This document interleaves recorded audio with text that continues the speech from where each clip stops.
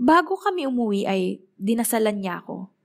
Makakatulong daw yon para hindi na ako magambala.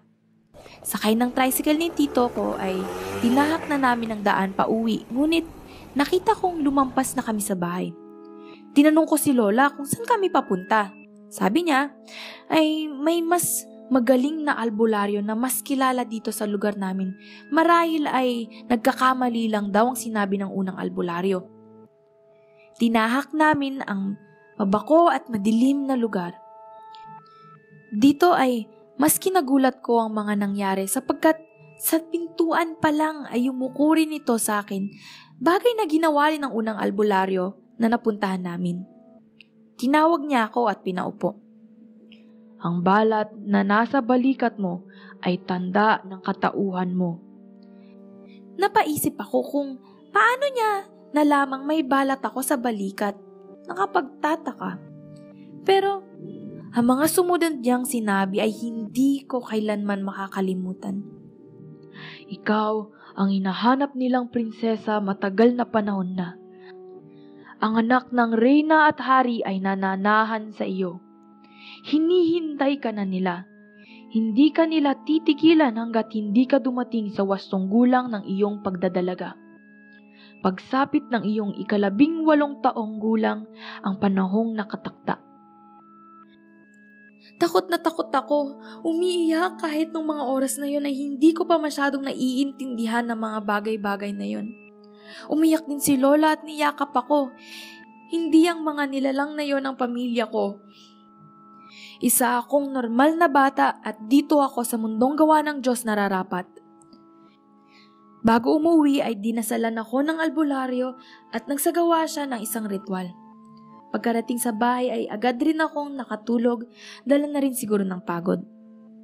Lumipas sa mga araw at buwan ay wala na akong nararamdamang kakaiba. Akala ko ay tapos na, ngunit nagkakamali ako. Hindi lang sa ilog, maging sa eskwelahan, kakahuyan o mga puno, saan man ako mapunta, ay alam kong nasa paligid lang sila. Pero sa pagkakataong ito, ay hindi sila nakikita ng mga mata ko. Hapon ng mga oras na yon ay pumunta ako sa ilog para hugasan ang mga paa ko.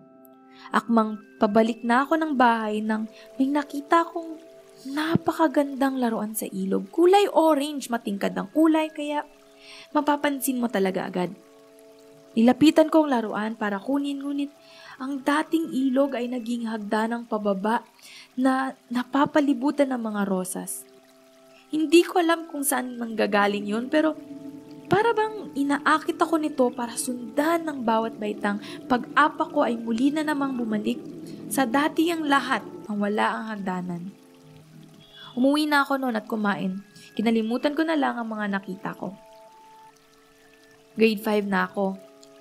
Nagkakayayaan kaming magkakaibigan na manghuli ng hipon o tinatawag sa amin sa probinsyang pukot na makikita sa mga ilalim ng mga bato sa ilog. Siguro ay nasa 5 kami katao. Naghihiwalay kami para mas marami kaming mahuli. Sa bato kung saan ako nakapwesto ay may narinig akong boses ng babae na tila tinatawag ako. Sinundan ko ang boses na iyon at nakita kong ang malaking bato sa ilog ay nagbukas, parang pintuan sa loob ng isang silid. Pagpasok ko ay may nakita kong napakahabang mesa ng puno ng pagkain.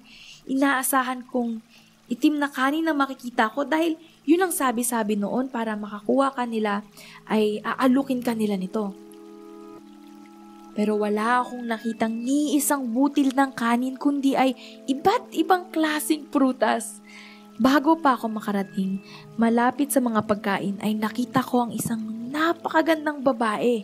Suot niya ay isang napakagandang kasuotan, hindi ko mawari kung nakalutang siya, ngunit para siyang sanga dahil sa kanyang katangkaran. Hindi bumubuka ang kanyang bibig pero naiintindihan ko ang mga sinabi niya. Aming kamahalan, oras na para bumalik kayo sa ating kaharian.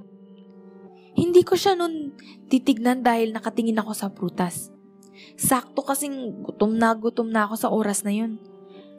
May mga sinabi siya ulit na dahilan para mapukaw niya ang atensyon ko. Sa ngayon ay bibigyan kita ng iyong mga tagapagbantay at tagapangalaga. Nakita ko ang hindi lang isa kundi 4 na lumilipad na mistulang paru-paro. Akala ko para-paro lang sila pero para din silang maliit na tao na may pakpak. Basta hirap i-explain. Narinig kong tinatawag na ako nila John Paul, kaibigan kong bading. At agad ko naman silang nakita.